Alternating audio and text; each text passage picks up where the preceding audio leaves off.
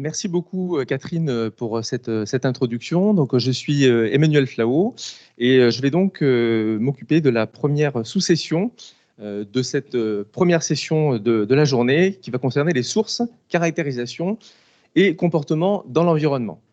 Alors, pour cette première sous-session, nous allons nous intéresser en particulier aux nanomatériaux et aux nanoparticules avec 3 présentations qui vont balayer relativement large en termes de travaux. Puisque ça va aller en fait de la santé jusqu'à l'impact sur l'environnement. Le premier exposé va concerner particulièrement l'évaluation de l'exposition des travailleurs aux nanomatériaux et nanoparticules. On verra ensuite l'interaction des nanomatériaux bidimensionnels, graphène et autres matériaux 2D, avec le système immunitaire, donc là toujours en relation avec la santé. Et finalement, concernant l'impact environnemental, l'influence d'un gradient de salinité sur le devenir et l'impact environnemental de 2 nanoparticules, nano-argent et nano-dioxyde de cérium. Alors juste un petit rappel, les questions seront regroupées à la fin de ces 3 exposés. Donc n'hésitez pas à utiliser le chat pour poser toutes ces questions. Et petit rappel pour les orateurs, vos exposés sont d'une durée de 10 minutes. Je vais donc laisser la parole au premier orateur. Alors en fait, au premier orateur au pluriel, puisque cet exposé sera réalisé à 2 voix, par Alain Garrigou, qui est professeur des universités à l'université de Bordeaux, et Louis Gallet, qui est maître de conférence en ergonomie à l'université Paris-Nanterre. Voilà, je vous laisse donc la parole pour cette première présentation. Merci à vous. Donc, je vais vous lancer cette présentation.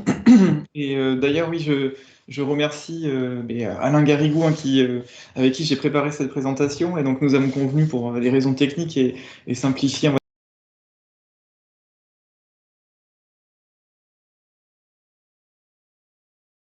qui était porteur de ce projet Expropé Nano, donc financé par l'ANSES dans le cadre du PNR Est de 2014 à 2018, et donc qui portait sur l'évaluation des expositions professionnelles aux particules nanométriques. Donc l'objectif, c'était de développer une méthodologie d'évaluation des expositions professionnelles aux nanoparticules, donc qu'elles soient manufacturées ou émises non intentionnellement par certains procédés, et donc de pouvoir surtout mettre en œuvre cette méthode dans des milieux professionnels variés. Et donc, c'est dans ce cadre-là que j'ai réalisé ma thèse. Et donc, depuis, bon, voilà, j'ai pu cheminer à la suite de ce projet très enrichissant. Et donc, là, je parle aussi au nom de plusieurs personnes, et donc notamment les partenaires du projet qui étaient l'INRS, donc l'Institut national de recherche et de sécurité, la CARSAT Aquitaine, l'Institut national de l'environnement industriel et des risques, donc le LEPI, Laboratoire études des particules inhalées de la ville de Paris, le département de santé environnementale et de santé au travail de l'Université de Montréal. Donc voilà, il y avait vraiment des compétences pluridisciplinaires et très complémentaires autour de l'hygiène industrielle, de l'épidémiologie, en partie de toxicologie aussi, et de l'ergonomie pour appréhender ces expositions en milieu professionnel. Donc, quelques éléments de contexte, mais qui ont déjà été soulevés précédemment. Donc, en tout cas, ce qui est central par rapport à ce projet, c'est que plusieurs méthodes étaient proposées et restent proposées aujourd'hui, donc environ 23, pour appréhender ces expositions aux nanoparticules. Sachant que bon, là, elles se ciblent pour certaines et beaucoup sur les nanoparticules manufacturées, et donc il y avait un enjeu de s'intéresser aussi aux particules ultra fines. Donc Air Nano recense environ 400 000 tonnes annuellement en France, et ce chiffre pourrait être discutable, et voilà, certainement que d'autres usages seraient à souligner, et en tout cas c'est déjà un nombre relativement important. À côté de ça, nous avons aussi donc, des expositions anciennes aux particules ultra fines, qui vont être émises par certains procédés, comme des soudures ou thermiques, ou à haute énergie en tout cas, mais aussi des procédés innovants, comme la projection thermique, ou la fabrication additive métallique par exemple, qui vont pouvoir émettre donc certaines de ces particules. Donc ce qui est sûr, c'est que la diminution de taille aurait tendance à augmenter la toxicité, et malgré tout qu'en épidémiologie, il y a besoin de mieux connaître ces expositions avec des méthodes harmonisées pour pouvoir les comparer et avoir ainsi un recul sur le long terme des effets possibles sur la santé humaine liés à ces expositions en milieu professionnel.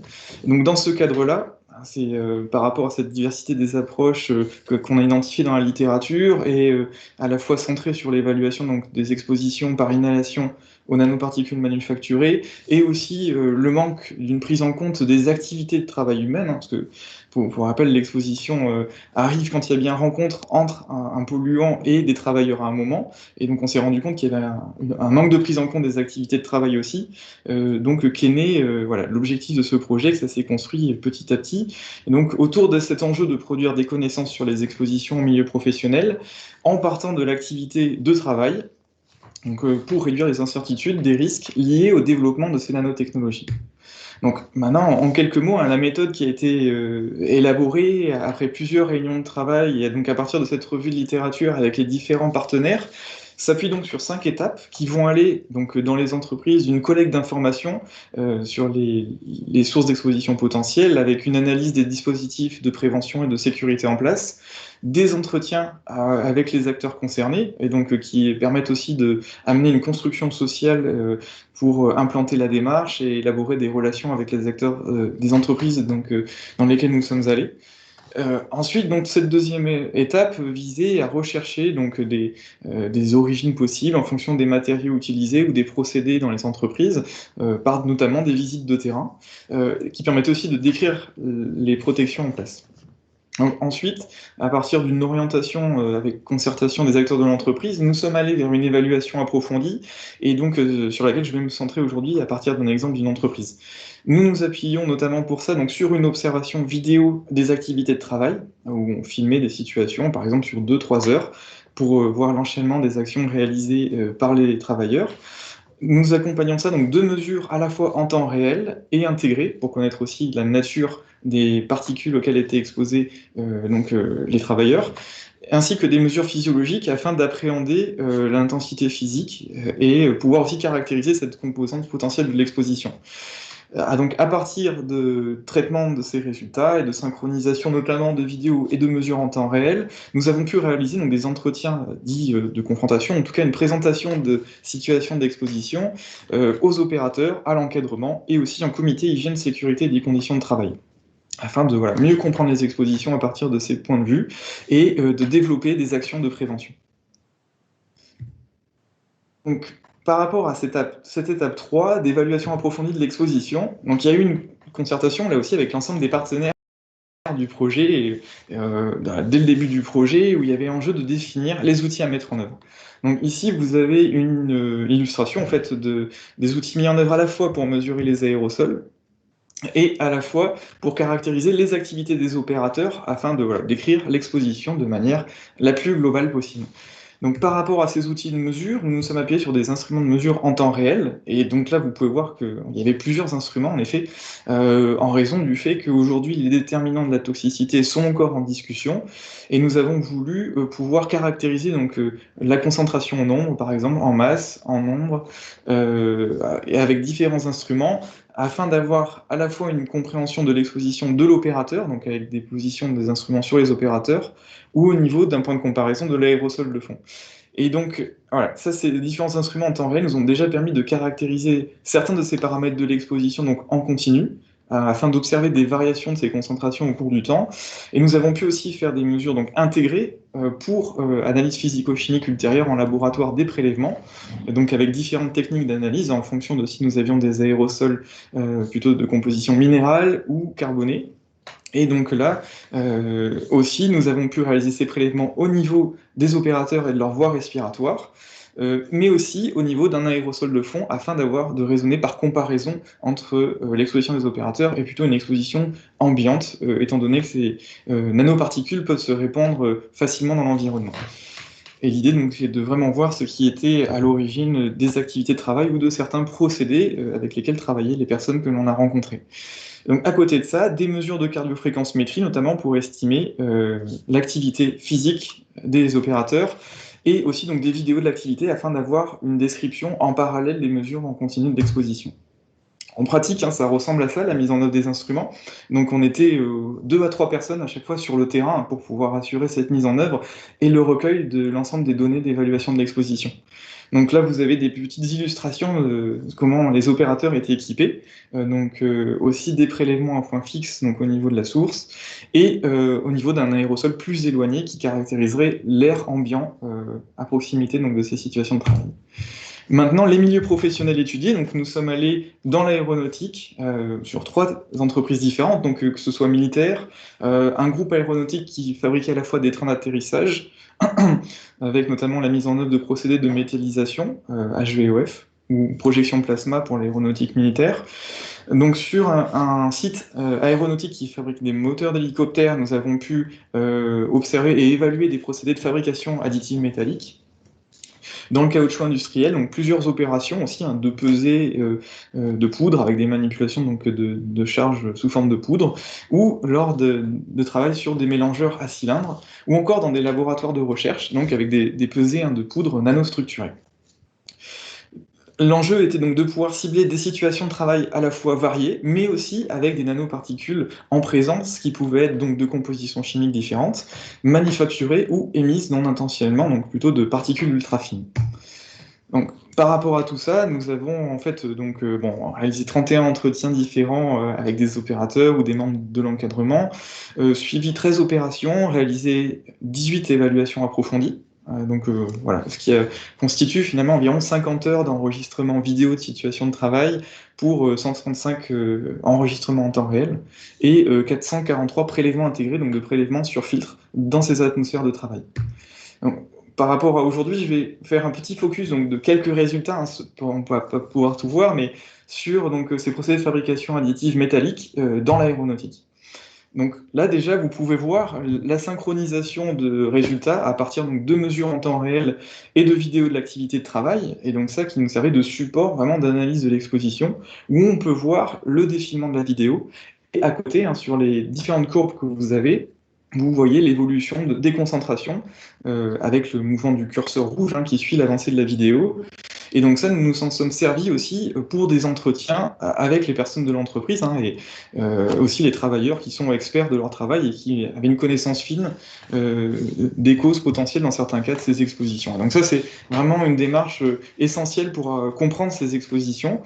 Donc vous pouvez voir les différents instruments, que ce soit pour les particules inférieures à 700 nanomètres ou les particules microniques de taille plus importante, donc inférieures à 4 micromètres par exemple dans ce cas. Et en parallèle de ça, donc aussi les variations d'intensité physique avec l'hypothèse que plus la fréquence cardiaque augmente, plus la contamination par inhalation va pouvoir être aussi importante à un moment. Et donc nous avons fait un traitement en découpant action par action, en fonction des gestes réalisés par l'opérateur, afin d'observer les variations de concentration. Donc comme ça, nous avons identifié plusieurs situations d'exposition ponctuelles ou qui pouvaient revenir. Donc par exemple, quand l'opérateur récupère des poudres dans l'imprimante après un cycle de production, donc là on est sur des poudres de nickel, chrome, cobalt en termes d'alliage avec quelques métaux en complément, donc qui sont toxiques de leur nature. Et l'enjeu était aussi de comprendre s'il y avait une partie nanométrique dans ces poudres. Donc on voit aussi qu'il y a des choses quand la personne vide un bac de récupération de poudre, tamise les poudres, transvase les poudres pour recharger l'imprimante ensuite. À partir de là, donc, nous avons observé, à partir du traitement informatique avec le logiciel et le codage des actions, des niveaux d'exposition qu'on peut représenter en fonction des actions. Par exemple, on voit là que pour ces particules plutôt microniques, c'est ce qui ressortait de nos analyses dans ce cas-là, nous avons des concentrations plus fortes en cumulé sur le temps quand la personne va récupérer les poudres de l'imprimante ou les transvaser pour recharger l'imprimante.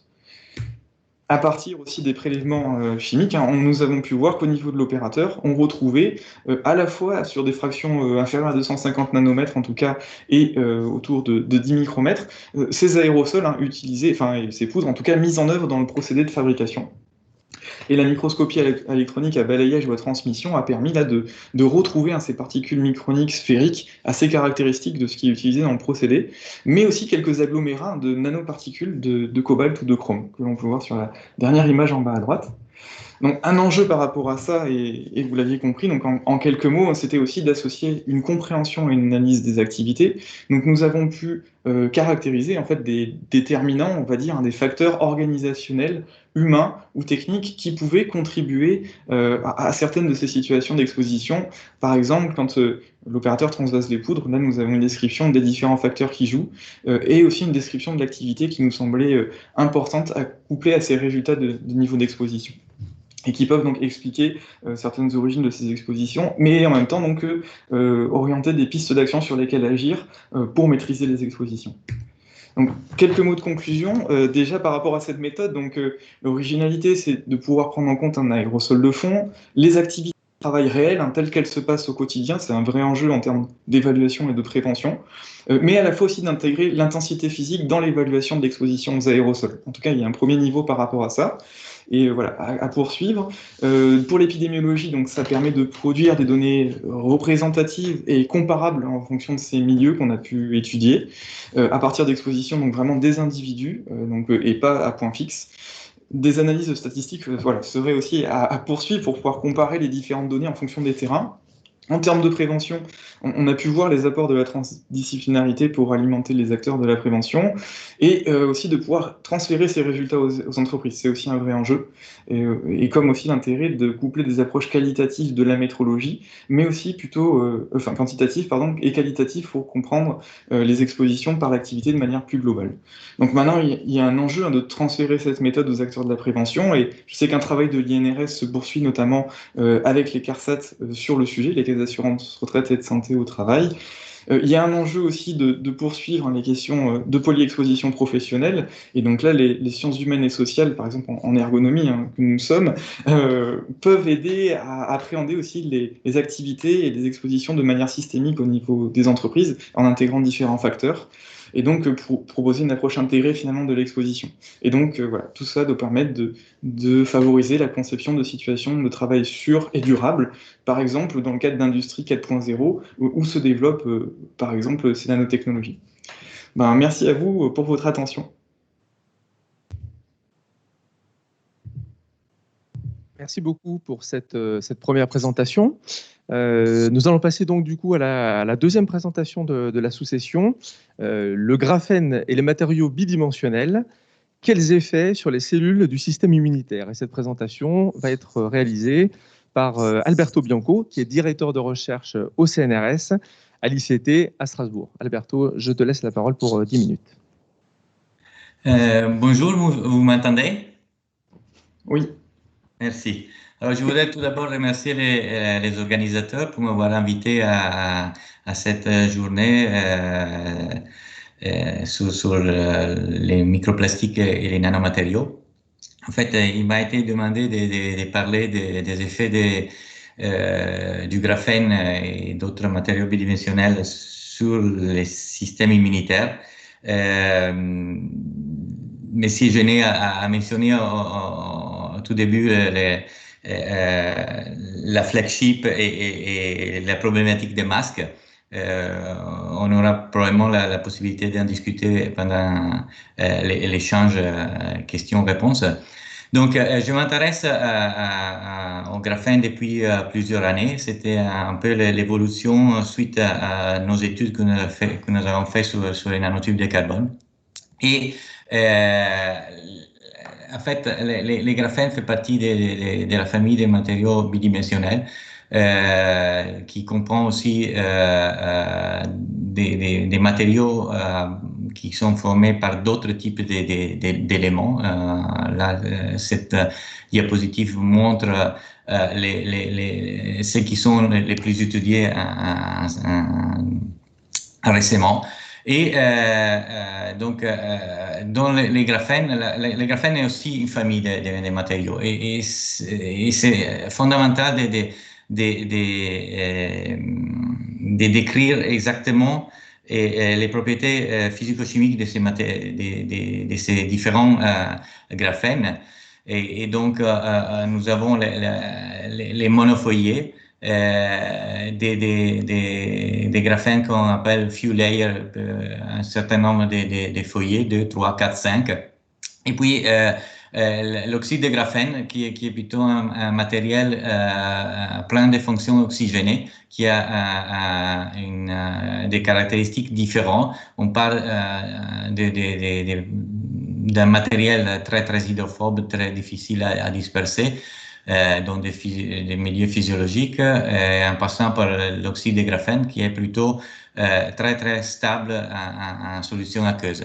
Et puis, des des formes intermédiaires comme l'oxyde de graphène réduit, et donc on a entre l'oxyde de graphène et les graphènes. Et dans la littérature, enfin, on trouve toute une série de noms qui pratiquement représentent ces quatre principaux formes.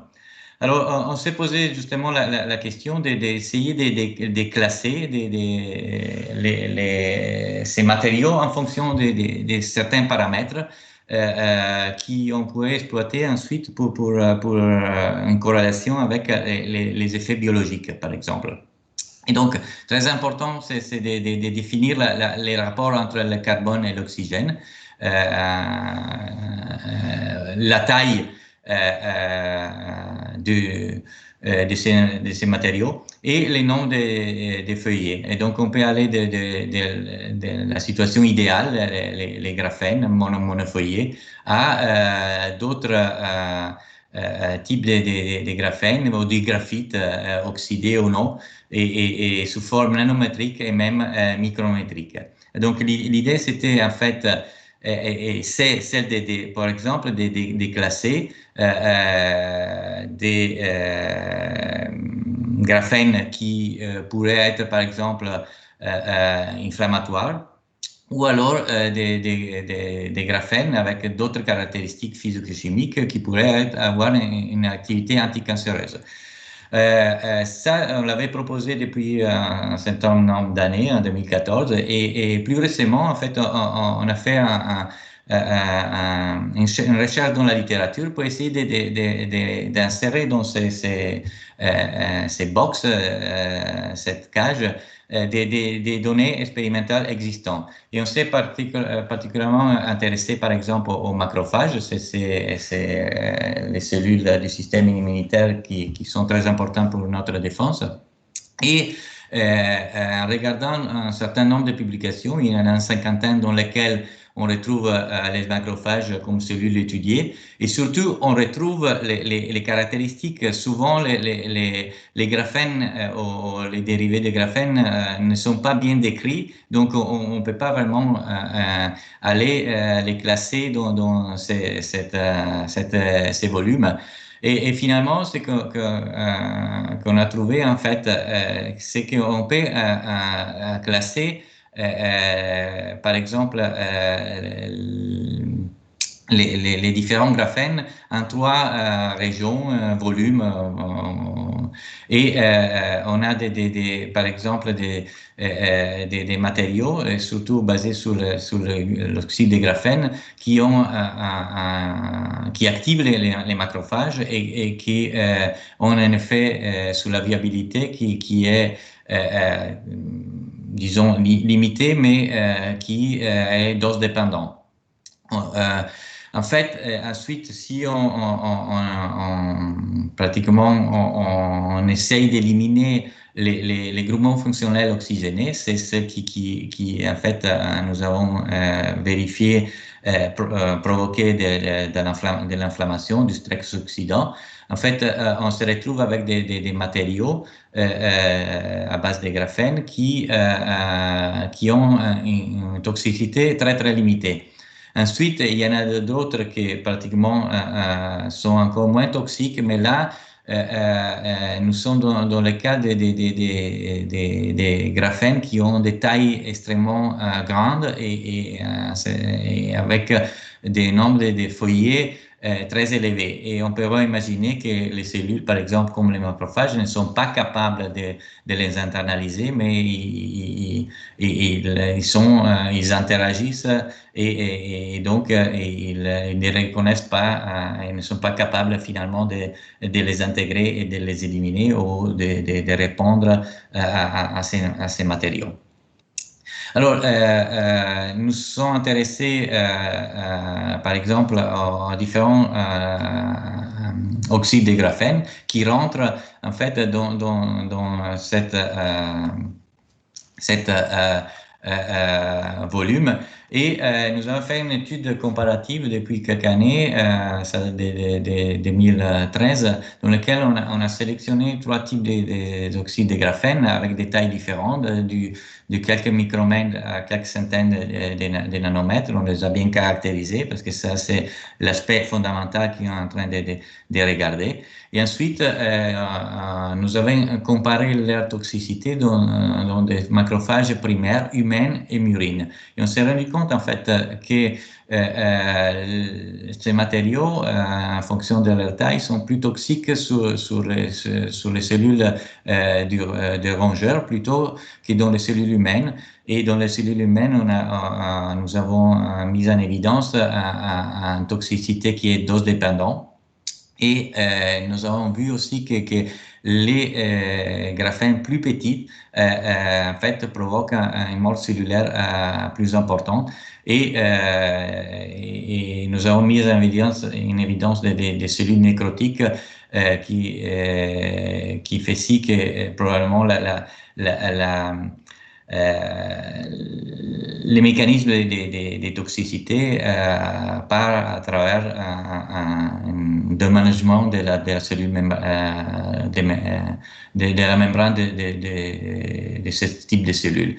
Nous avons regardé d'autres paramètres, je vais en présenter un deuxième, c'est le stress oxydatif, et de nouveau, dans les cas des macrophages des souris, nous avons mis en évidence la présence des espèces radicalaires plus importants, également pour les feuillets les plus petits. Là, on semble avoir pas un effet, mais si on regarde la viabilité, il y a beaucoup plus de cellules mortes. Parce que les feuillets plus grands sont plus toxiques. Et par contre, dans les cellules humaines primaires, on a moins de toxicité. Nous allons regarder également l'interaction et l'internalisation avec la microscopie électronique à transmission. On retrouve de nouveau dans les cellules des souris plus de matériel à l'intérieur. On l'a quantifié avec la technique Raman. On voit plus de vacuoles et des comportements qui contiennent beaucoup de graphène. Et nous avons mis en évidence également l'interaction avec la membrane. Et de manière très intéressante, on a mis en évidence ce qu'on a appelé effet masque. En fait, on a du graphène, de l'oxyde de graphène à l'intérieur des macrophages, mais on en a aussi beaucoup à l'extérieur. Et ceci probablement provoque en fait les effets cytotoxiques parce qu'ils isolent les cellules de leur environnement physiologique. Nous avons aussi concentré notre attention sur ce qu'on appelle les few layer graphene, donc les graphènes formés d'un certain nombre de feuillets. À l'occurrence, on est sur 3-4 feuillets. Et nous avons regardé de nouveau l'impact sur les fonctions et aussi l'activité autophagique des lymphocytes primaires. Donc, brièvement, ce type de graphène n'induit pas l'activation des cellules T.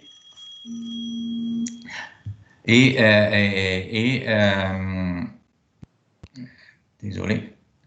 Et par contre, il y a une activation des cellules B. Et ces matériaux n'affectent pas la viabilité et n'ont pas d'effet sur les activités autophagiques qui sont liées à la dégradation de ces matériaux. Nous avons regardé également l'effet sur les membranes et l'interaction cellulaire. Et finalement, il y a très peu de few layer graphène qui rentrent dans ce type de cellules. Donc, en général, ces matériaux ne provoquent pas des effets particuliers sur les lymphocytes. Et on a ensuite regardé aussi les macrophages et également, sans rentrer trop dans le détail, nous avons vu l'internalisation par les macrophages des few layer graphene et pas beaucoup d'inflammation ni d'activation, et de nouveau l'activité autophagique n'était pas particulièrement affectée. Donc c'est plutôt des bonnes nouvelles car ce type de cellules primaires apparemment sont capables de prendre en compte ces types de matériaux et mais sans avoir des effets délétères. Et on s'est également intéressé à la biodégradation. C'est un des aspects fondamentaux quand les matériaux rentrent en contact avec l'organisme.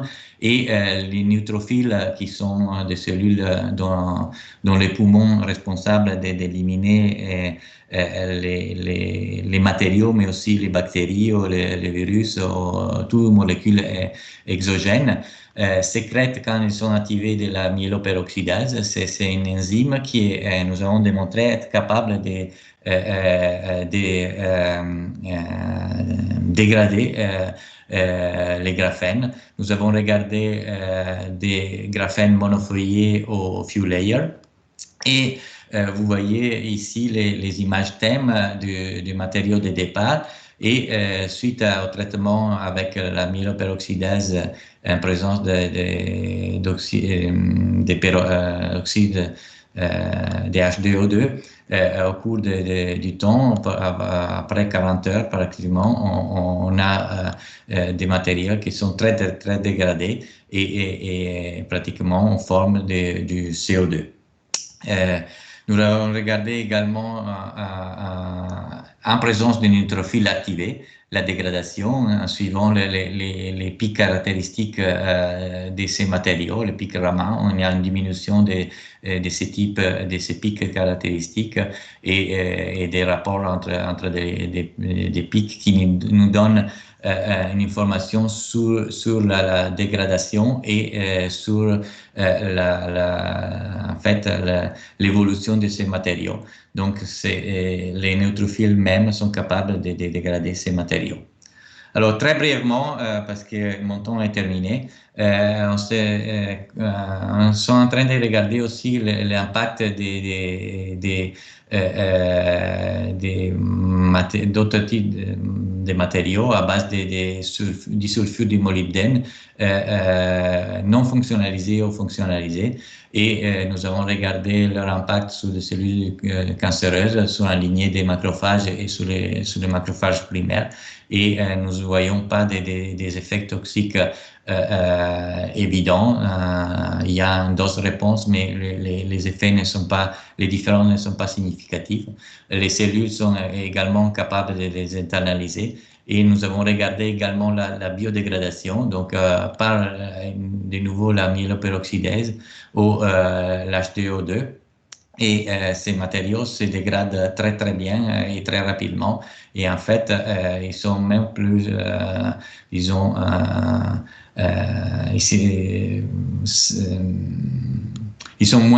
probablement moins toxiques que les graphènes.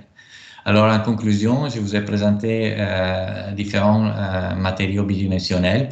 C'est une grande famille de matériaux et nous avons regardé la viabilité et l'impact sur les cellules primaires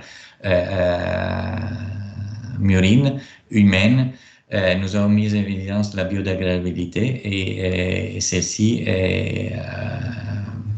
c'est fait aussi en présence des cellules comme les neutrophiles. Nous avons regardé également la biodégradation et l'impact d'autres types de matériaux bidimensionnels. Je voudrais remercier tous mes collaborateurs et les agences de financement et merci pour votre attention et je m'excuse pour dépasser mon temps. Merci beaucoup Alberto pour cette présentation. J'ai maintenant le plaisir d'accueillir notre dernière intervenante de cette première sous-session, Mélanie Offand, qui est directrice de recherche CNRS et qui travaille au CEREJ à Aix-en-Provence et qui va nous parler de l'impact environnemental des nanomatériaux. Nanomatériaux à travers un gradient de salinité, exposition et effets écotoxicologiques au cours de leur cycle de vie. Voilà, Mélanie, je te laisse la parole. Merci Emmanuel, bonjour à tous. Vous m'entendez bien ?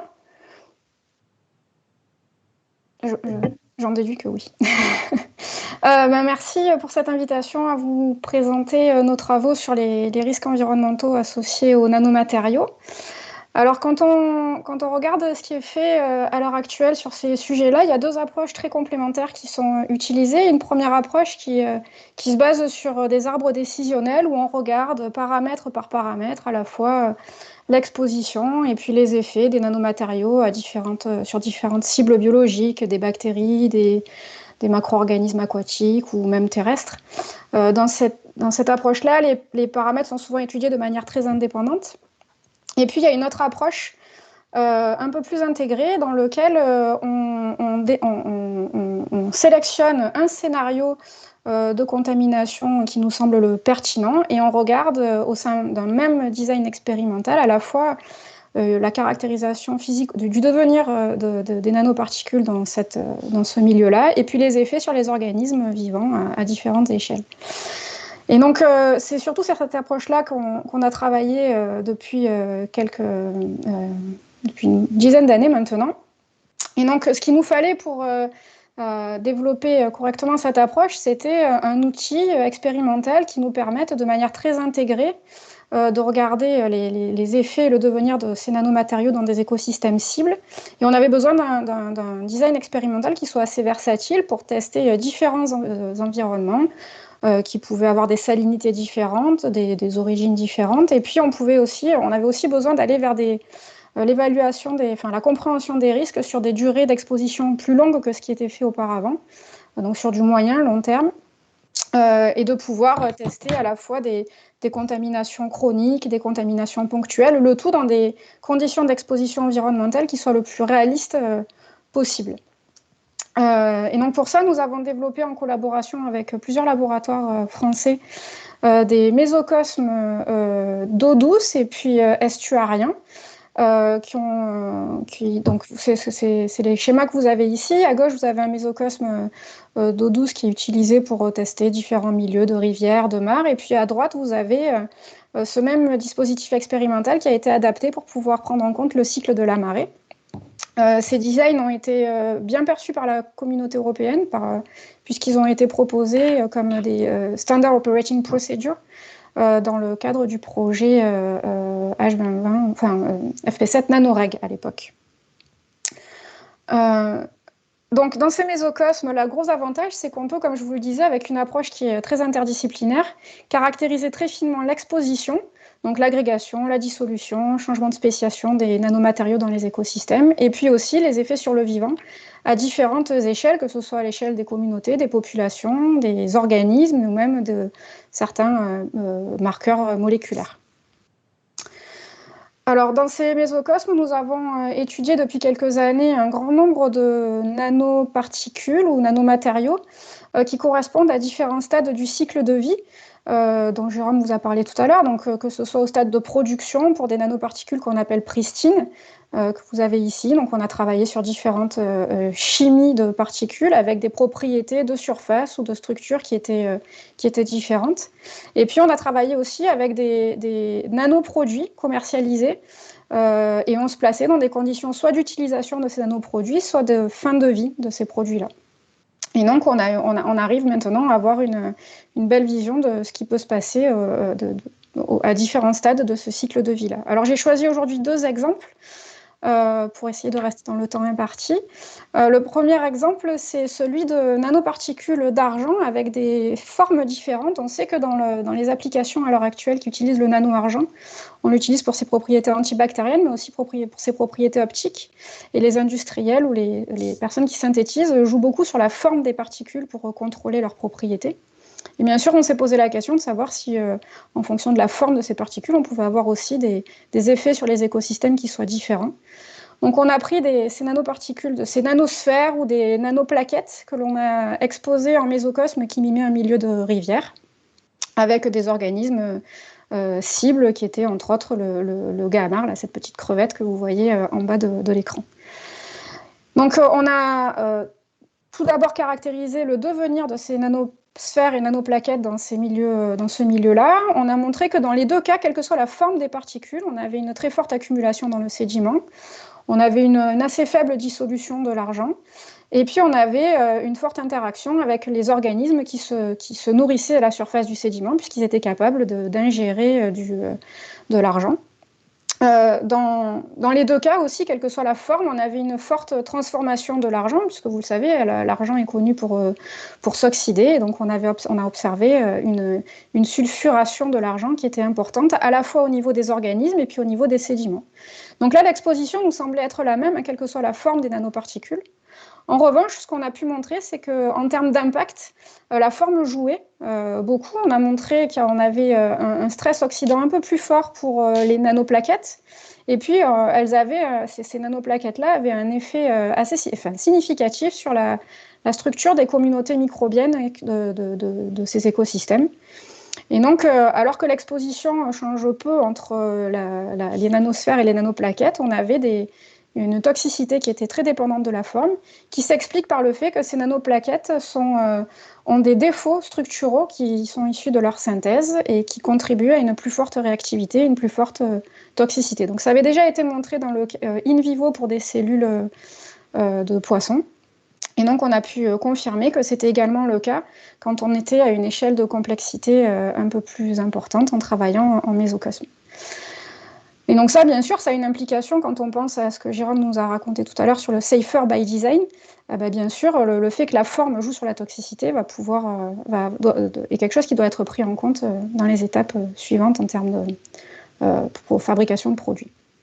Le deuxième exemple que je voulais vous montrer, c'est celui-ci où on a fait varier la salinité des milieux dans lesquels on regardait l'exposition et le danger de nanoproduits à base d'argent. Donc, cet exemple concerne des fibres de polyéthylène qui sont enrobées de nanofilms d'argent.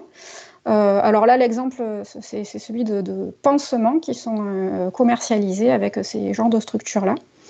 Alors là aussi, on sait que la spéciation de l'argent, la physico-chimie des nanoparticules d'argent va être très influencée par la salinité du milieu dans lequel on se trouve et dans lequel elle serait potentiellement relarguée. On sait que la dissolution de l'argent va fortement dépendre de la salinité en termes d'espèces qui seront relarguées en solution, mais aussi en termes de concentration d'ions argent qu'on peut retrouver dans les milieux. Donc tout ça joue fortement sur, bien sûr, la toxicité de ces nanoparticules d'argent. Et puis, donc en travaillant avec des mésocosmes à la fois eau douce et puis eau salée, on a pu regarder les effets sur des espèces qui vivent dans ces milieux-là et des bivalves qui ont des conditions de salinité habituelles qui sont pour cette première espèce-là, Corbicula fluminea, à faible salinité, 1,5 g par litre de sel. Scorbicularia plana, elle, vit dans des conditions de milieu qui sont très salines, autour de 30 g par litre de sel. Pardon. Et donc, dans leurs conditions de vie dans le terrain, on n'a pas montré d'effet très marqué sur un grand nombre de paramètres biologiques que l'on avait suivis, notamment celui-ci qui est la capacité de ces espèces à s'enfouir, qui est un marqueur de stress chez ces espèces-là. En revanche, on sait que ces espèces sont capables de s'acclimater à des gradients de salinité assez importants. Donc, Corbicula fluminea peut vivre correctement entre 1,5 et 15 g par litre de sel. Scorbicularia plana entre 30 et 15 g par litre de sel. Mais lorsqu'on se situe à ces salinités intermédiaires pour ces deux espèces, on est quand même en limite de tolérance. Et on a pu montrer que dans ces conditions-là, on avait un effet de la salinité, bien sûr, sur la capacité des organismes à s'enfouir. C'est le fait que la salinité ne soit pas leur salinité préférée, stresse ces organismes, mais en plus, en présence d'un contaminant, on montrait qu'on avait une plus forte sensibilité à ces salinités intermédiaires en présence dans ce cas-là, des pansements qui avaient été vieillis et contenant du nano-argent. Donc là, ça vous montre aussi en fonction des conditions de milieu dans lequel on va s'intéresser, la réponse biologique peut être extrêmement différente et certainement fortement dépendante du devenir physico-chimique des métaux nanoparticulaires que l'on regarde. Alors, Monsieur Darmeval disait tout à l'heure qu'il faut comprendre pour maîtriser, j'espère que je le dis bien, comprendre pour maîtriser et maîtriser pour agir. Là, dans les deux exemples que je vous ai montrés, on est clairement dans la compréhension des processus et des mécanismes qui pourraient être à l'origine de risques environnementaux associés aux nanomatériaux. Mais pour que nos données soient les plus utiles possibles, on a aussi besoin de les communiquer et de les mettre à disposition à la fois des industriels qui développent et puis aussi des personnes qui travaillent sur la réglementation de ces nanomatériaux-là. Et donc pour ça, on a toutes les données qui ont été générées dans nos mésocosmes, qu'ils soient eau douce, eau salée, et avec tout un tas de produits nanomatériaux qui soient sous forme pristine ou de nanoproduits, ont été centralisés au sein d'une base de données qui s'appelle Mesocosms, qui est disponible pour le public, qui contient plus de 7000 données, qui est mise à jour régulièrement. Et donc, on peut retrouver dans cette base de données toutes les informations que l'on a obtenues en termes d'exposition des différents écosystèmes et organismes aux nanoparticules et puis d'impact de ces nanoparticules-là.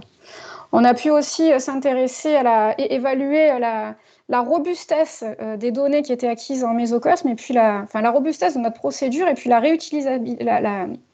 possible réutilisation de ces données-là. Les résultats sont assez convaincants, ça s'est fait dans le cadre du programme européen Gov4Nano. Et donc, cela montre bien qu'on a, avec toutes ces données et notre base de données, on a des données qui sont maintenant, qui adhèrent maintenant au principe FAIR. Je ne sais pas si vous êtes tous familiers avec ça. C'est des données qui sont facilement accessibles, réutilisables et autres. Voilà, donc j'espère, avec tout ça, je vous ai donné un petit aperçu de ce qu'on a fait ces dernières années. C'est des résultats qui ont été obtenus dans le cadre de projets qui ont été financés par l'ANR, alors soit via l'appel d'offres principal, soit via le LabEx Serened. Et puis, il y a eu un effet levier qui a été assez intéressant, puisqu'on a pu aussi, grâce aux expériences, aux dispositifs que l'on avait développés et aux données que l'on a générées, participer à certains projets européens financés dans le cadre d'Horizon H2020. Voilà, je vous remercie pour votre attention. Merci beaucoup Mélanie pour cette présentation. On arrive maintenant au temps de questions qui vont donc concerner les 3 exposés que nous avons pu écouter jusqu'à présent. Simplement une petite information, il va falloir prévoir pour les orateurs des réponses les plus courtes possibles. On a pris un petit retard déjà. Ça nous permettra de traiter plus de questions. Alors, je vais poser la première question qui nous est parvenue par le chat. Cette question concerne le premier exposé et les types d'entreprises qui ont été inclus dans l'étude. Comment est-ce qu'elles ont été sélectionnées, intégrées dans le projet et quels ont été les critères ?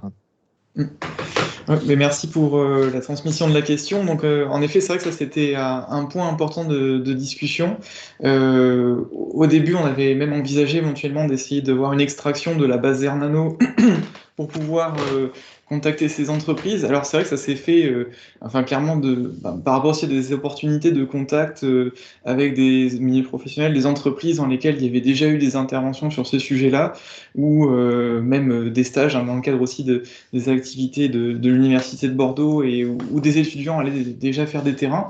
Et donc en fait, il y a eu ce point-là aussi. Donc, on a voulu trouver des terrains à la fois où il y avait déjà des données d'exposition dans certains cas, pour pouvoir éventuellement comparer nos résultats et d'une certaine manière avoir une sorte de validation de la méthode, en tout cas pouvoir discuter nos données qu'on allait produire.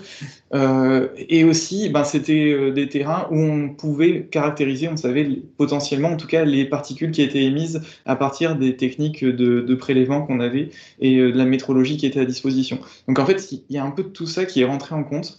Voilà, on voulait aussi des environnements professionnels variés, donc que ce soit l'aéronautique, une entreprise de caoutchouc avec des tailles de structure très différentes en termes d'organisation du travail, etc. Voilà, il y a un peu tous ces paramètres qui sont rentrés en compte. Très bien, merci beaucoup. La seconde question concerne les masques. On a parlé des masques qui contiennent du graphène. Alors, je voulais la question telle qu'elle nous est parvenue. Un certain nombre d'articles scientifiques signalent la présence de terephthalate également dans les masques, qui sont, comme le graphène, toxiques. Qu'en pensez-vous et quels sont les effets cocktails? Oui, c'est une très bonne question.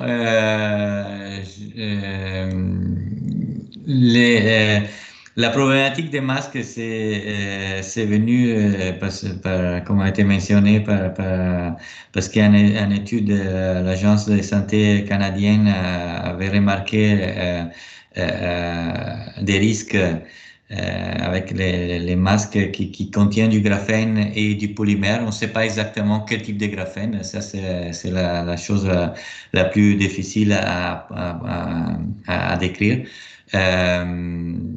Je ne sais pas s'il y a un effet synergique dans le cas des masques qui contiennent des terephtalates.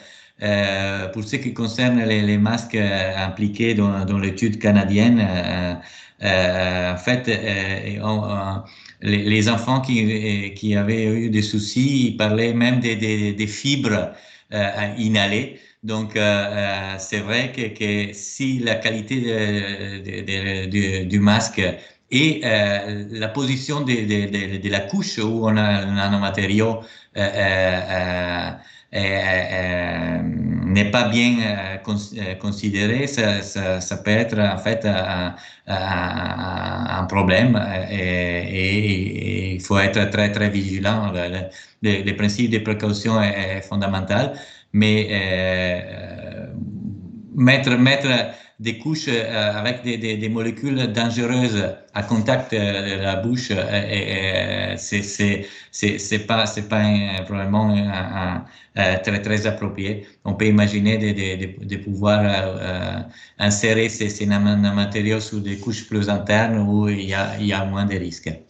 Mais c'est vrai, c'est intéressant de regarder les effets combinés des nanomatériaux des terephtalates.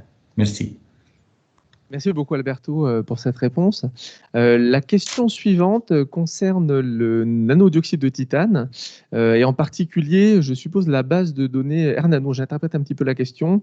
Est-ce que cette base de données contient des exemples sur le TiO2? Alors, mais c'était peut-être pas la base R-Nano. C'est pour Mélanie, alors. C'est pour Mélanie. C'est pour le troisième exposé. Donc, la base de données générée par le FEREJ et ses collaborateurs. Excuse-moi, du coup, est-ce que tu peux reprendre la question? Oui. Du coup, est-ce que la base de données contient des exemples concernant le nano-TiO2 ou le TiO2 Oui, la base de données contient des expériences, les données issues de Mésocosme dans lesquelles on a regardé les effets de ciment qui contenaient des nanoparticules de dioxyde de titane.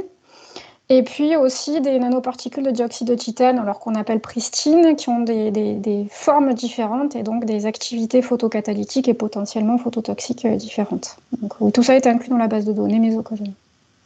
D'accord, merci beaucoup Mélanie. Alors, par contre, je ne vois plus les questions suivantes.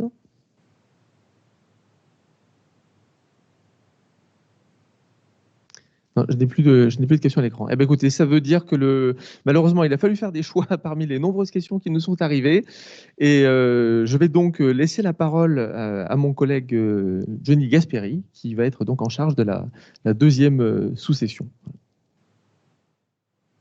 Bonjour à tous, donc bienvenue dans cette sous-session nano et microplastique. Donc, je suis Johnny Gasperi, directeur de recherche à l'Université Gustave Eiffel, et aujourd'hui, on a le plaisir d'accueillir deux orateurs. Guillaume Duflot de l'ANSES, laboratoire de sécurité des aliments sur les signes de Boulogne-sur-Mer, et également Fabienne Lagarde, maître de conférence à l'Université du Mans. Donc aujourd'hui, on va parler de cette thématique des débris plastiques. Comme ça a été souligné dans l'introduction, cette thématique des débris plastiques, elle prend une ampleur très considérable. C'est une problématique émergente avec beaucoup de questions scientifiques sur ces questions de source, transfert, mais également des questions sur le risque sanitaire. Et c'est une thématique également qui a un une grande caisse de résonance dans la société civile, et c'est pour ça que c'est aujourd'hui intéressant de l'étudier. Donc le premier orateur est Guillaume. Je crois que Guillaume nous a donné quelques éléments de définition dans sa première partie de présentation, des éléments qui nous seront très utiles pour aborder cette thématique. Je t'en prie, Guillaume. Eh bien, merci Johnny, merci pour cette introduction. Tout d'abord, je voulais remercier les organisateurs de me permettre de présenter ce sujet des microplastiques qui est le sujet un peu particulier concernant les microplastiques sur la santé humaine et les microplastiques dans les aliments. Alors comme Johnny Gasperi l'a dit, c'est que je vais m'attarder quelques instants sur le contexte, ce sujet des microplastiques, parce que je pense qu'il est important de reparler de quelques éléments, notamment pour les orateurs qui vont suivre. Alors tout d'abord, de manière assez classique, mais important de revenir sur la définition des microplastiques, puisque les microplastiques sont des particules qui sont inférieures à 5 mm, qui sont définis comme telles sur ce que vous pouvez voir en haut à gauche de la slide. Néanmoins, concernant la communauté internationale, eh bien, ces définitions ne sont pas complètement figées pour l'instant, puisque, comme vous voyez sur le graphique, sur la droite de l'écran, eh bien, la terminologie microplastique oscille un petit peu en fonction de surtout sur la limite basse avec les nanoplastiques. Souvent, la limite est à 1 micromètre, voire 0,1 micromètre. Voilà, donc les choses ne sont pas encore complètement établies. Et quand on parle de nano, on a parlé de nanoparticules ce matin, eh bien, vous avez vu aussi que les définitions ne coïncident pas exactement ensemble.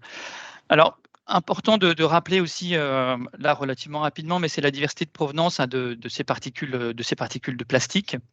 Elles peuvent venir des espaces urbains, l'activité humaine. Bien évidemment aussi, on peut les retrouver suite à provenant de décharges ou de stations de traitement des eaux.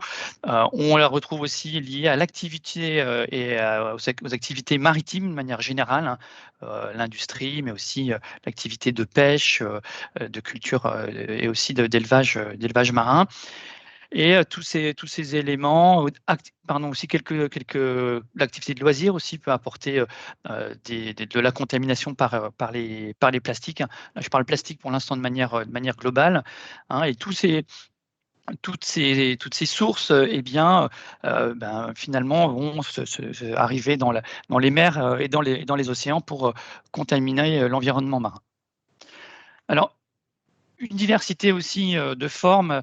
Alors, vous voyez, j'emploie le terme de diversité. Je vais accumuler un petit peu je vais complexifier au fur et à mesure des slides ce sujet microplastique. Alors, comme l'a dit tout à l'heure Jérôme Rose, je ne veux pas non plus avoir la prétention d'être complètement exhaustif sur ce sujet microplastique. Vous allez voir, c'est le sujet vaste et relativement large. Donc, vous pourrez m'excuser si je fais quelques omissions sur ma présentation. Alors, concernant la diversité de formes, eh bien, les particules de plastique, on les définit comme étant des fragments, des mousses, des sphères,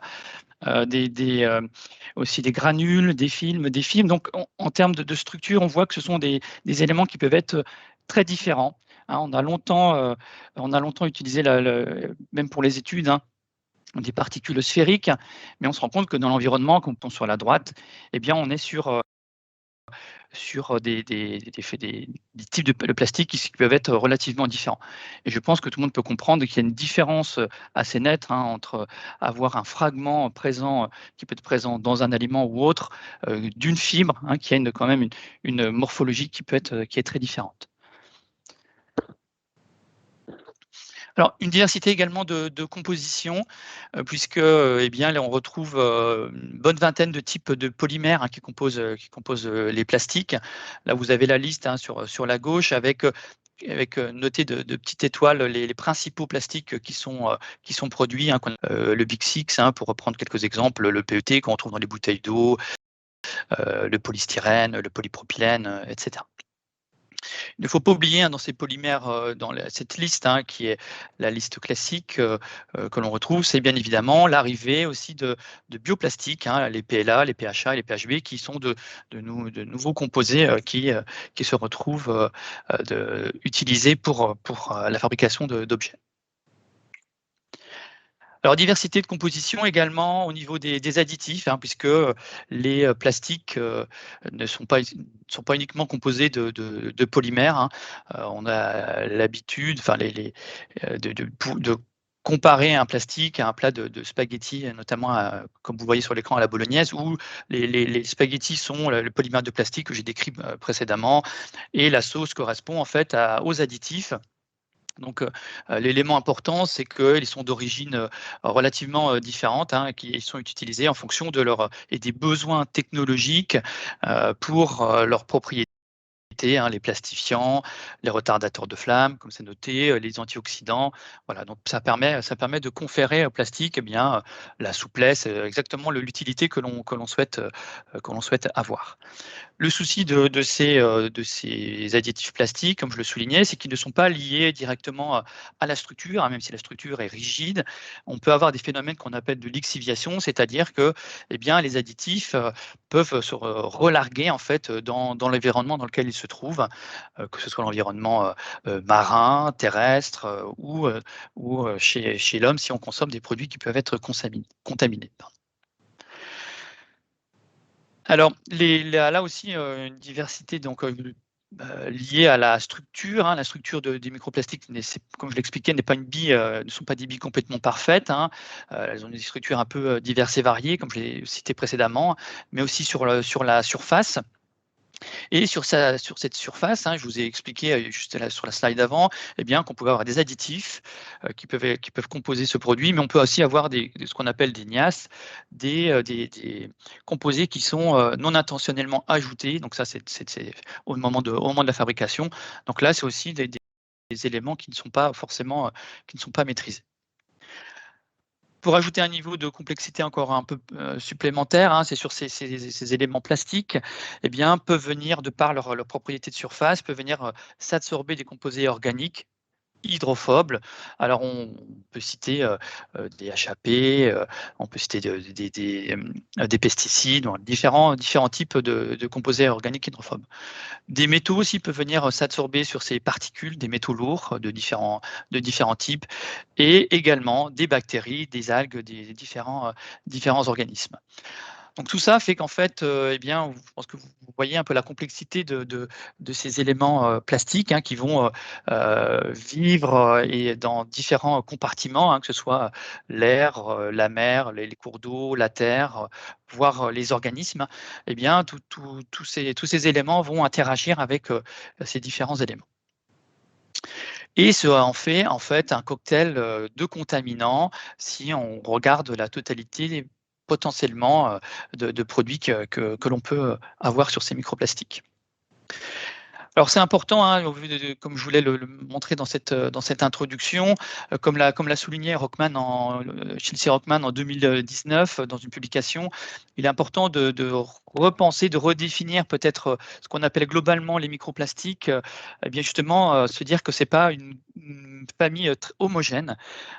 Donc là, vous avez représenté les différents types de polymères, les additifs, et le plastique que vous allez utiliser va être une combinaison en fait de tous les éléments qui sont présentés sur cette slide. Et donc on peut imaginer que ça fait un nombre de combinaisons qui peut être relativement important. Et donc chaque microplastique, je vais dire, qui est différent, mais il faut quand même avoir conscience que de la diversité de ces microplastiques. Alors, qu'en est-il de l'exposition à l'homme, puisque c'est le cœur du sujet de ma présentation de ce matin? Ce qu'il faut savoir, c'est que l'homme est exposé aux microplastiques par 3 voies: l'alimentation, la respiration et le contact avec la peau. Je ne vais pas aborder dans ma présentation, donc moi je vais faire un focus sur la partie plus alimentation en étant à l'ANSES, et je ne vais pas aborder les MCDA qui sont les matériaux en contact avec les denrées alimentaires, qui sont un domaine bien particulier. Alors l'origine de nos études au sein du laboratoire de sécurité des aliments, eh bien ça a été la mer. De toute façon, l'origine de cette problématique de contamination par les plastiques en général, eh bien est venue par la mer. Et donc les grands questionnements, eh bien c'est se dire les quid bien de produits marins que l'on pourrait consommer et quels comportements peuvent avoir ces particules de plastique dans l'organisme. Alors la problématique, en dehors de la problématique que j'ai présentée de structure, la problématique elle est aussi liée aux organismes que l'on peut consommer. Donc que ce soit des poissons, que ce soit des crustacés, des coquillages, parce que, eh bien, en fonction de la distribution des plastiques dans la colonne d'eau, eh bien, ces organismes vont les rencontrer et vont les consommer. Et bien évidemment, comme je le montrais sur la slide d'avant, eh bien, nous, consommateurs final, on va assimiler ces particules avec deux problématiques différentes. Eh bien, les produits que l'on consomme entiers, donc, pour lesquels on va consommer le système digestif, qui contient directement les particules de plastique, de produits qui vont être transformés. Et là, l'exemple que j'ai pris sont les poissons, et pour lesquels on ne consomme que les filets. Alors, je suis désolé, il y a une petite erreur sur la Croix-Rouge. La Croix-Rouge va sur la partie translocation. C'est que, en fait, des questions étaient soulevées sur le fait de potentiellement d'avoir des translocations entre les systèmes digestifs, notamment du poisson. Il s'avère que ces translocations sont possible, mais pour des toutes petites tailles de microplastiques, donc ce n'est pas la majorité des cas de figure.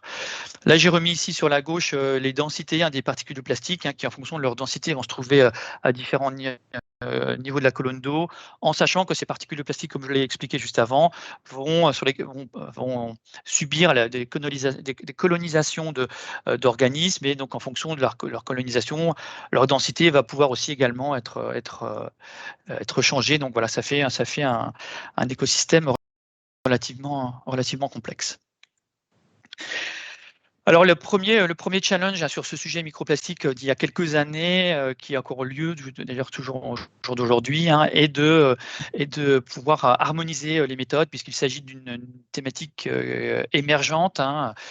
Et donc le premier challenge que toutes les équipes de recherche de manière internationale ont dû faire face, c'était comment récupérer ces particules de plastique à partir de matière organique. Donc ça a été aussi le challenge du laboratoire de sécurité des aliments de Boulogne-sur-Mer, notamment. Donc on a pu effectuer un benchmark des différentes méthodes qui avaient été développées dans les années 2010-2015 pour essayer de faire ressortir une méthode qui pourrait être la plus consensuelle possible. Et excuse-moi, Guillaume, oui, pardon. Excuse-moi, juste pour rappel, tu avais 10 minutes et là tu es déjà à 12 minutes de présentation. Excuse-moi, on m'a dit que c'était 15. On m'a dit que c'était 15, mais désolé. Ok, on va aller jusqu'à 15 et il n'y a pas de problème. Donc, très bien, merci. Et donc, je vais aller relativement rapidement. Donc, concernant la caractérisation, eh bien, on a pu mettre en place des différentes techniques qui seront notamment développées dans la présentation juste après. Donc l'harmonisation s'est fait aussi au niveau de processus, depuis l'échantillonnage, sur la préparation d'échantillons, le choix des descripteurs, mais surtout, et je pense que c'est un point que je voudrais souligner, sur l'environnement de travail. On a dû, et tous les laboratoires ont dû modifier leurs habitudes de travail, puisque nous, dans le laboratoire, on travaille dans un milieu où on utilise beaucoup de matériaux plastiques à usage unique. Donc voilà, c'était une réelle réflexion de manière globale. Si je m'attarde je vais pas m'attarder, si je m'arrête sur les produits de la mer, beaucoup d'études ont été faites sur les produits de la mer, mais principalement pour connaître le niveau de contamination par rapport à la mer et les océans. Concernant les produits que l'on consomme entiers, notamment notamment quelques études faites sur la moule et une étude qu'on a pu faire aussi conjointement et qui va être reprise dans la présentation suivante avec le Lémar de Brest dans le cadre du projet NR. On a pu aussi aller caractériser la présence de particules de plastique dans les moules avec comme objectif global. Donc là, c'est une présentation qui, la ligne continue, eh bien, représente les moyennes de contamination. On voit que pour notre étude, on se retrouve globalement dans les moyennes des autres études. Juste quelques mots sur la contamination dans l'eau, puisque c'est un challenge aussi. Hein. Il y a eu la mer, et là, on a parlé beaucoup de plastique dans l'eau de consommation, avec là aussi des besoins d'harmonisation des méthodes, puisque là, j'ai repris quelques exemples. Hein. On voit que ça a aussi de moins d'une particule par litre à quelquefois plusieurs milliers de particules, donc un besoin d'harmoniser. Mais ce qu'il faut savoir sur ce sujet concernant l'eau de consommation, eh bien, c'est qu'on a un peu plus en avance et c'est un sujet qui a bien avancé. Et donc, les travaux d'optimisation méthodologique depuis le prélèvement jusqu'à l'identification de l'étape 1 à l'étape 6 ont bien avancé. Notamment par la mise en place de témoins positifs pour pouvoir valider les méthodes. Et là, on est sur une démarche où il y a eu un essai interlaboratoire organisé par le JRC, qui est le laboratoire de la Commission européenne. Et on est dans une phase de normalisation de méthodes, à la fois au niveau national au sein de l'AFNOR, mais aussi au niveau international au niveau de l'ISO. D'autres aliments ont pu être étudiés, alors avec là aussi des études qui montrent une palette assez vaste de niveau de contamination. Là, j'ai mis sur le dernier exemple que j'ai pris sur le miel, avec aussi des études qui se contredisent, donc un besoin aussi d'harmoniser les approches méthodologiques. Quant à l'exposition du consommateur, pour terminer ma présentation, eh bien, l'exposition du consommateur, il faut être très vigilant quant à ce que l'on peut évoquer, hein, puisque là, je repris quelques études. En 2015, pour les forts consommateurs, apparaissait qu'on pouvait consommer jusqu'à 11 000 particules par an. Bon, on se rend compte qu'on n'est plus du tout sur ces chiffres, hein, que les méthodes ont évolué. Une autre étude qui était fortement médiatisée en 2019 par une ONG, hein, qui révélait qu'on pouvait consommer jusqu'à 5 grammes de l'équivalent d'une carte de crédit par semaine de particules de plastique. On se rend compte que l'étude qui a appuyé cette annonce faite en 2019 est sortie qu'en 2021, avec là aussi, c'est aussi à prendre avec une certaine mesure.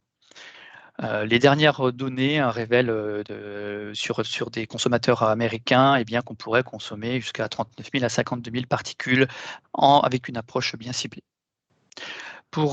Si on veut essayer de hiérarchiser dans les niveaux, la respiration reste quand même le foyer d'exposition principal. Après, on arrive en deuxième niveau l'alimentation, et le contact avec les microplastiques est quand même assez loin derrière. Guillaume, je suis désolé, oui. On me fait signe dans l'assistance. Oui, très bien. Écoute, je termine sur en 2 slides pour vous dire que les impacts sur la santé, on a bien mis en évidence des microplastiques au niveau du placenta, au niveau de certains des fécesses, mais pour l'instant, au niveau d'impact direct, les seules études qui ont été faites sont des études in vivo et in vitro, hein, en dehors d'études qui ont été faites sur des travailleurs exposés à des fibres de plastique. Et là, pour conclure, en termes de conclusion, il faut continuer à harmoniser les méthodes, hein, donc besoin d'une harmonisation méthodologique. Poursuivre, une des voies de solution reste les bioplastiques qu'il faut étudier. Et ce qu'il faut savoir, c'est juste que sur cette problématique très complexe a été mis en place un GDR, un groupement de recherche polymère océan, qui met en contact tous les partenaires, toutes les parties prenantes. Voilà. Je vous remercie pour votre attention. Merci beaucoup à toi, Guillaume, et désolé pour ce petit malentendu sur le timing. Voilà. En tout cas, c'est une présentation avec un double intérêt. D'une part, parce qu'elle précise toute cette complexité de cette thématique des débris plastiques sur les enjeux méthodologiques. Et puis, d'autre part aussi, parce qu'elle hiérarchise un petit peu les risques et l'exposition des microplastiques vis-à-vis de l'exposition de l'eau. Alors, on va passer à la deuxième présentation, celle de Fabienne Lagarde. Donc, Fabienne dispose de 15 minutes. Sur microplastique, nanoplastique dans l'environnement marin, et Fabienne va nous présenter des résultats du projet nanoplastique.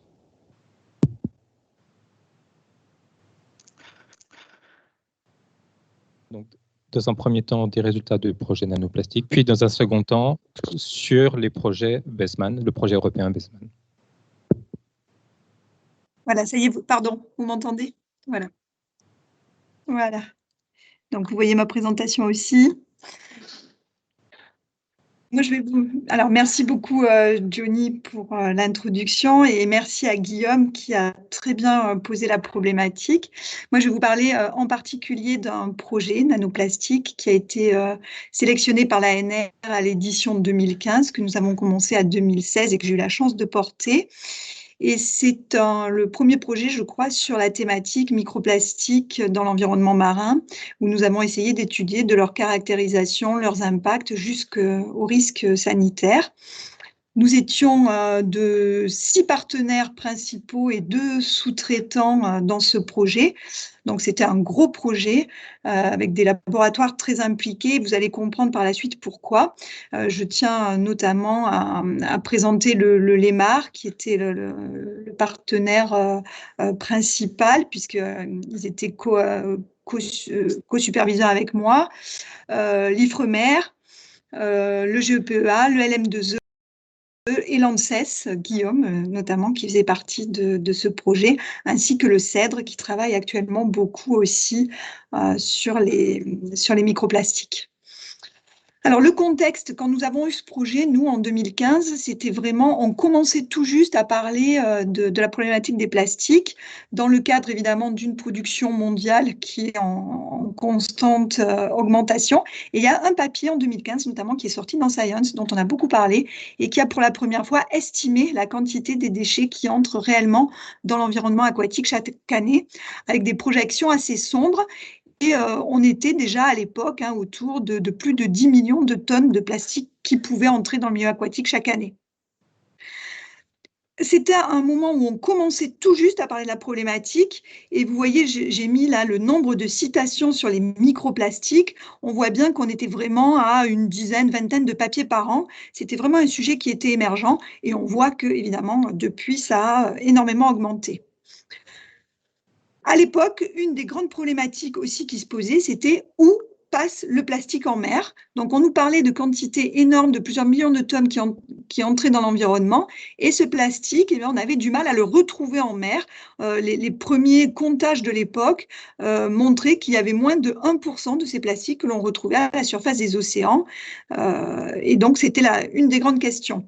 Les objectifs de ce projet, donc dans ce cadre-là, qui était vraiment un cadre de démarrage, c'était d'essayer de comprendre un petit peu tout le cycle de ce plastique, ce qu'il pouvait devenir, donc comment il se fragmentait, est-ce qu'éventuellement il pouvait se biodégrader, de travailler aussi sur la détection, la quantification, puisqu'on parlait déjà, on savait que ce plastique, il ne restait pas sous forme de macro-déchets, mais que rapidement, il se fragmentait en micro- et nanoplastiques.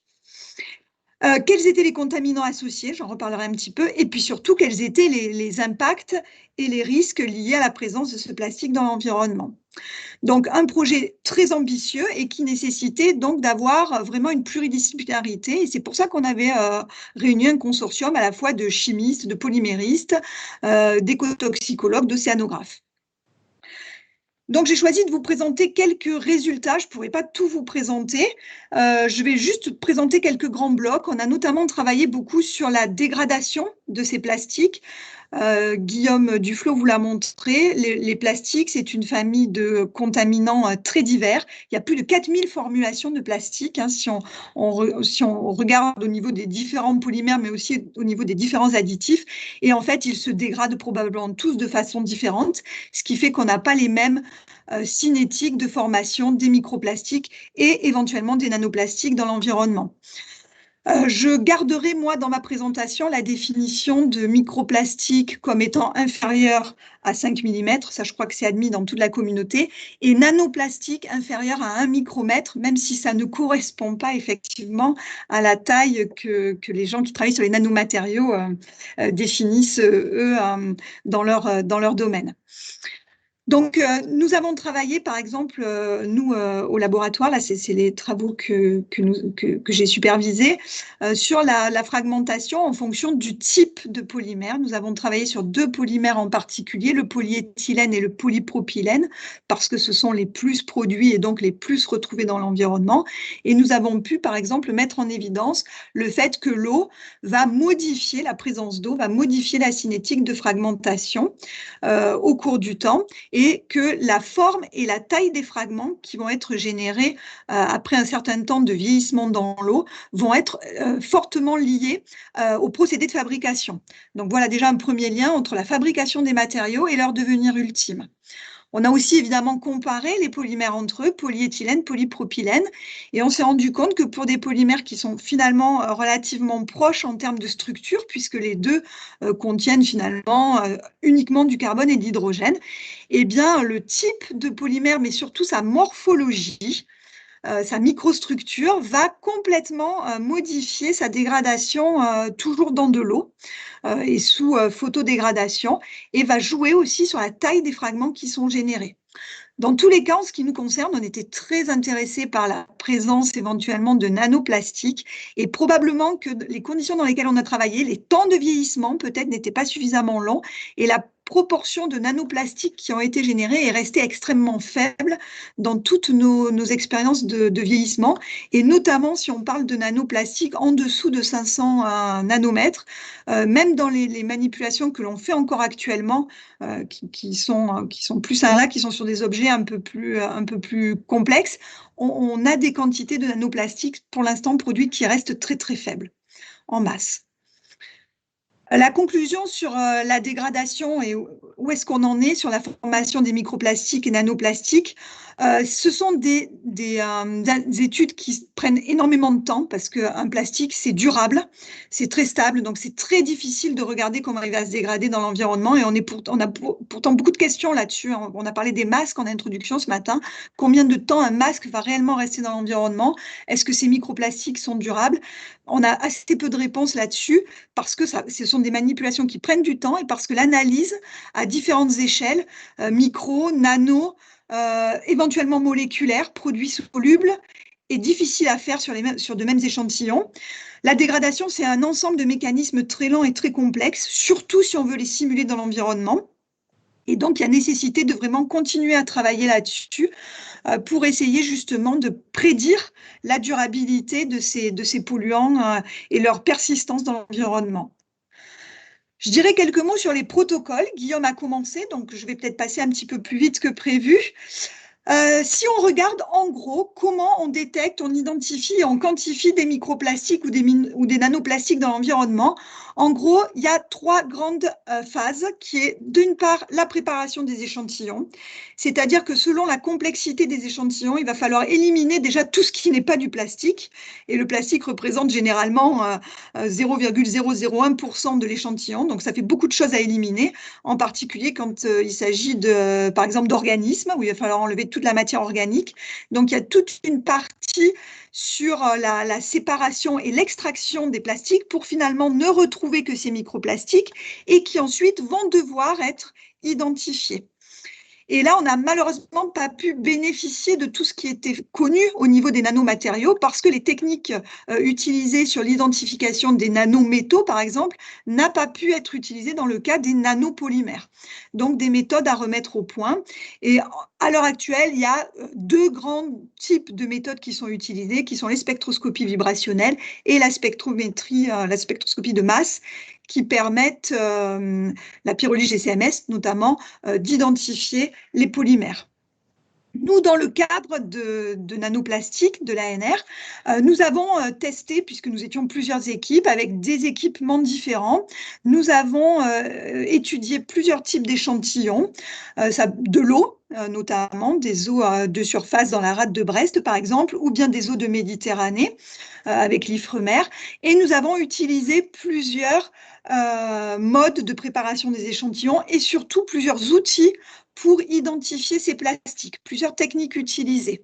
Donc là, quelques exemples très rapidement des analyses qui ont été faites. Donc au niveau de la rade de Brest, il y a eu tout un inventaire qui a été fait pour les eaux de surface et les sédiments. Et les analyses ont été faites en spectroscopie Raman. C'était dans les premières équipes en France d'ailleurs à publier sur la spectroscopie Raman pour l'identification des microplastiques. Donc là, on est resté au niveau micro. Les nanoplastiques n'étaient pas du tout pris en compte dans ces études-là. Et les niveaux de contamination étaient faibles, mais des microplastiques quand même omniprésents, notamment dans tous les échantillons d'eau qui ont été effectués. Dans ce projet, on a aussi travaillé, Guillaume a commencé à en parler, mais aussi en lien avec d'autres projets sur donc des organismes comme les moules, les coques, les huîtres. Ça a été fait dans un projet chez nous en parallèle, régional. Et là aussi, les études ont été faites en spectroscopie Raman. Et ce qui en est ressorti, c'est que l'on a des niveaux de contamination, des résultats qui sont assez différents d'une étude à l'autre. Alors, probablement, il y a un effet de site. Là, par exemple, si on regarde les moules, elles avaient été prélevées dans la Manche. Et en spectroscopie Raman, avec le protocole qui avait été mis au point par l'ANSES et le LEMAR, eh bien, on avait une gamme de microplastiques jusqu'à environ 100 micromètres. Et on retrouvait, vous voyez, des très faibles teneurs par gramme de moule. Nous avons fait dans le même temps des analyses sur des moules de la façade atlantique, alors cette fois-ci en spectroscopie infrarouge, avec un protocole qui quand même était plus ou moins inspiré de celui qu'avait mis au point le LEMAR et l'ANSES, et nous avons trouvé des niveaux de contamination beaucoup plus élevés, mais peut-être aussi parce que notre résolution en infrarouge nous permettait, et le mode de protocole qu'on utilisait, c'est à savoir une identification directement sur les filtres, nous permettait de descendre un petit peu plus bas en résolution et d'avoir des particules, d'aller regarder des particules jusqu'à 20 micromètres. Et il se trouve que justement, les particules en dessous de 100 micromètres représentaient à peu près 80% de la contamination. Donc on voit aussi l'intérêt d'aller plus loin dans les protocoles, parce que plus on va réussir à voir les petites particules et probablement plus on va trouver des niveaux de contamination élevés. Mais là, c'était vraiment des analyses qui prenaient énormément de temps, c'était extrêmement chronophage. On passait plusieurs jours sur les échantillons. Donc, on est en train de passer à l'imagerie infrarouge qui nous permet de gagner un petit peu de temps. Mais voilà, c'est vraiment des choses qui mettent du temps à se mettre en place. D'ailleurs, je fais juste un petit aparté sur un programme Baseman auquel nous avons participé et qui a été cofinancé aussi par l'ANR, qui était un projet entre 2015 et 2018 dans lequel on était 20 partenaires européens et l'objectif principal, c'était justement d'harmoniser les protocoles. Donc, on a ajouté des microplastiques dans des matrices diverses et on a essayé de faire des essais interlaboratoires. Et on a eu à l'époque, c'était un programme qui a commencé finalement très tôt dans la thématique, les équipes n'étaient pas complètement prêtes, on commençait juste à avoir des échantillons et on s'est par exemple rendu compte qu'il y avait une non-répétabilité dans le transfert des microplastiques dans les matrices, ce qui fait qu'on a eu des résultats qui étaient relativement mauvais sur la détection des microplastiques en dessous de 1 millimètre. Et donc on a pu donner quelques recommandations globales sur l'échantillonnage, mais très peu sur des protocoles en général. Et Guillaume en a parlé, il vient d'y avoir pour avancer un petit peu dans cette harmonisation, de nouveaux essais de normalisation qui ont été lancés par le JRC. Et finalement, 4 ans, 5 ans après, on est revenu à des choses beaucoup plus simples, puisque vous voyez ici les matrices alimentaires dans l'ordre, je dirais, de difficulté en partant de la gauche vers la droite. Et on est revenu finalement à essayer d'harmoniser dans des eaux de boissons, ce qui est probablement la matrice la plus simple, et pour des microplastiques où on n'a pas vraiment essayé de descendre en dessous de 20 micromètres, et on attend les résultats, mais voilà, on a essayé de simplifier un petit peu, parce que harmoniser les protocoles, ça va rester difficile. Je vais enfin vous donner quelques résultats qui ont été obtenus dans le cadre de ce projet sur les impacts des micro et nanoplastiques.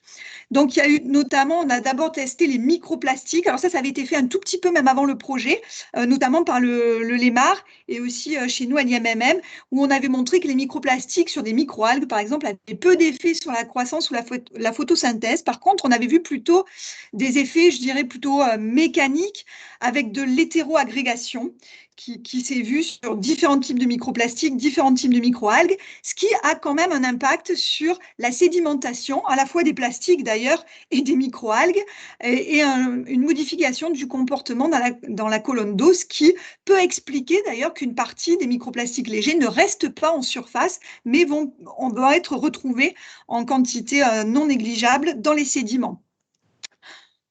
Donc, pendant le projet, puisqu'il y avait assez peu d'impact finalement des gros microplastiques, on s'est plutôt intéressé, enfin c'est plutôt les travaux qui ont été faits par le LEMAR, ils se sont plutôt intéressés aux petits microplastiques, c'est-à-dire quelques micromètres, et aux nanoplastiques.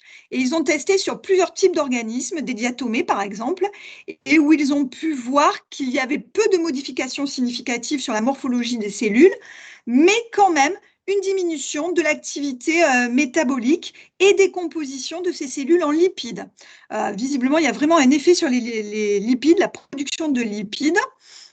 Ils ont également testé des nano-polystyrène, donc des nano-beads, on appelle ça, en polystyrène. Et ils ont vu qu'il y avait un impact sur la composition. Là, les impacts deviennent plus importants dès qu'on arrive à des tailles nano. Avec des impacts notamment sur la composition des pigments et des lipides, mais de façon plus importante dans la phase exponentielle de croissance des diatomées. Et ils ont aussi montré un effet important de la surface, de la chimie de surface. Je crois que j'en parle au suivant. Ils ont également fait beaucoup d'études. Alors, voilà, si vous avez des questions sur les impacts, vous pourrez vous adresser à eux. Ils ont fait énormément d'études. Là, j'ai repris un exemple aussi sur des embryons d'huîtres, toujours avec des nano-polystyrène. Et là, ils ont vu des impacts et des signes notamment de perturbation au niveau de la coquille dans la croissance larvaire. On le voit ici avec les petites flèches blanches qui font apparaître ces perturbations. Et pareil, une réduction du stockage des lipides. Malgré tout, aucun impact majeur n'a été observé au stade adulte ou sur la génération suivante. Mais ce qui a pu être mis en évidence et qui est très important, c'est que l'effet est probablement très lié à la chimie de surface des nanoplastiques et que, évidemment, on s'y attendait, mais ça a été vraiment prouvé. La taille des particules compte et on voit bien un effet plus important au niveau nano qu'au niveau micro. Donc, les conclusions à ce sujet-là, sur l'impact des micro et nanoplastiques, eh bien, c'est que les microplastiques, on en a déjà parlé, c'est quelque chose qui est très compliqué. Micro, nano, c'est vraiment tout un ensemble de particules qui ont des natures différentes, des tailles différentes, des formes différentes. Et donc, les impacts sont très difficiles à caractériser parce qu'on peut supposer qu'ils vont différer forcément en fonction de toutes ces caractéristiques. Et le deuxième gros verrou, sur la thématique impact, eh bien, c'est qu'il est très difficile, et on s'est vraiment heurté à ça dans nanoplastique, ça a été vraiment la partie difficile, générer des microplastiques et des nanoplastiques modèles. Et il y a vraiment encore besoin de recherche sur ce point-là. J'ai juste montré sur la droite un exemple de nanobeads qui sont vendus de façon commerciale et qui sont couramment utilisés. Et ce que nous, on peut produire en laboratoire en dessous comme microplastique modèle, mais on n'a pas forcément les quantités et surtout, on a souvent du mal à les générer et à les caractériser finement. Le bilan de ce projet, eh bien, c'est le premier projet sur le sujet, il était très ambitieux. Bon, on n'a pas répondu à toutes les questions, loin de là, hein, malgré une belle production scientifique. Il y a des résultats dont je ne vais pas parler ici, mais qui ont été faits aussi sur les polluants adsorbés, sur les additifs associés à ces microplastiques. Ça, c'est une des grosses problématiques probablement des microplastiques. Par exemple, on s'est rendu compte que l'irgaphos, qui est un antioxydant beaucoup utilisé dans la synthèse du polyéthylène, par exemple, est omniprésent dans tous les échantillons qu'on a testés en laboratoire. Et ça nous a d'ailleurs empêché, ça a empêché notamment l'ANSES et le LEMAR de faire des manips d'exposition là-dessus, parce qu'il y avait des taux de contamination déjà même dans l'eau ultra pure du laboratoire qui sont assez impressionnants, donc une omniprésence de ces additifs. Et il y a aussi eu des résultats en cours de publication sur les microplastiques comme vecteurs de micro-organismes. Donc voilà, de on n'a pas répondu à tout, il reste de très grandes questions, notamment, on l'a vu, le problème des données harmonisées, le cycle du plastique qu'on a besoin de comprendre. On a besoin aussi de meilleures connaissances sur les nanoplastiques, qui est un sujet vraiment particulièrement émergent, sur l'évaluation des risques associés, notamment sur la santé humaine. Il y a juste quelques travaux qui démarrent, mais qui sont très, très récents. Et je finirai juste en portant une attention sur tous les nouveaux polymères. On parle beaucoup de biopolymères, bioplastiques, plastiques biodégradables. Je crois qu'il va falloir avoir une attention très importante aussi sur les produits de dégradation associés à ces nouveaux polymères, faire très attention aux substitutifs. Juste pour finir, vraiment, la grosse problématique, c'est qu'on voit bien qu'on a une large gamme là, de particules dans l'environnement. On sait faire la quantification sur une certaine gamme, alors qu'on voit bien que les impacts sont plutôt sur la gamme de taille que l'on connaît la moins bien. Donc, on voit bien là des efforts de recherche et de la pluridisciplinarité qui va rester importante à l'avenir. Voilà, je vous remercie pour votre attention. Merci beaucoup, Fabienne. Merci beaucoup pour cette dernière slide qui est très illustrative en fait, de cette complexité de descente d'échelle entre des macros-objets et des micros et nanos-objets. Alors, malheureusement, il y a une déferlante de questions sur le chat, mais on est un peu pris par le temps. Ce que je vous propose, c'est qu'on prenne deux questions, une question relative à chacun des exposés. Peut-être, Monsieur Duflo, est-ce qu'il a allumé sa caméra? Parfait. Peut-être, Monsieur Duflo, pour vous, une question peut-être qui n'est pas facile à répondre, mais qu'on s'interroge sur la présence des nanoplastiques dans l'eau potable, sur les niveaux de concentration, l'exposition, et puis de manière plus générale sur l'impact de ces nanoplastiques. Est-ce qu'on aurait testé des choses sous forme d'aérosol par rapport à l'impact de l'homme sur l'homme?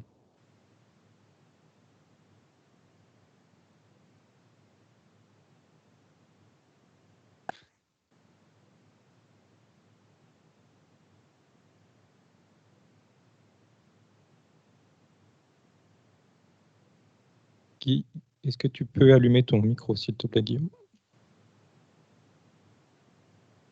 Alors, le temps que M. Duflo peut-être résolve son problème, tout à l'heure, Fabienne, tu mentionnais les méthodes de séparation par filtration avec des filtres qui ont des seuils de coupure, et tu mentionnais des sous-estimations de cette fraction inférieure au seuil de coupure.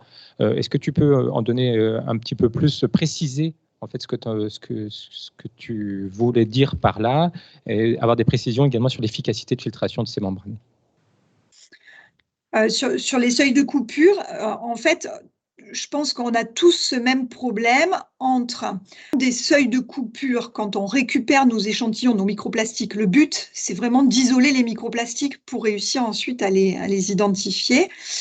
Soit on garde énormément, on prend des seuils de coupure faibles pour avoir le plus de microplastiques, descendre le plus bas en taille, mais on garde aussi beaucoup du reste de la matrice. Donc, c'est des microplastiques qui vont rester quand même difficiles à identifier. Je ne sais pas si c'est clair, si c'est imagé ce que je dis. Mais alors, une des façons, c'est de prendre d'avoir des seuils de coupure plus hauts. Par exemple, en ce moment, moi, je travaille sur des grilles de 100 micromètres. Donc, je sais que je sacrifie une partie des microplastiques. Par contre, je gagne beaucoup de temps dans l'analyse. Mais effectivement, je perds toute la fraction de microplastiques qui serait inférieure à 100 micromètres. Voilà, on est toujours dans cette difficulté. Est-ce qu'on veut tout voir, mais on va prendre beaucoup de temps et on n'y arrivera pas forcément?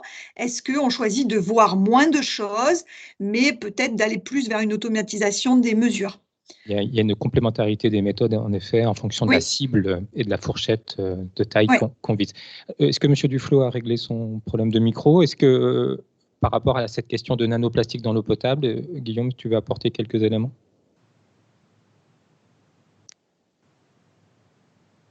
Donc, ce que je vous propose, malheureusement, on va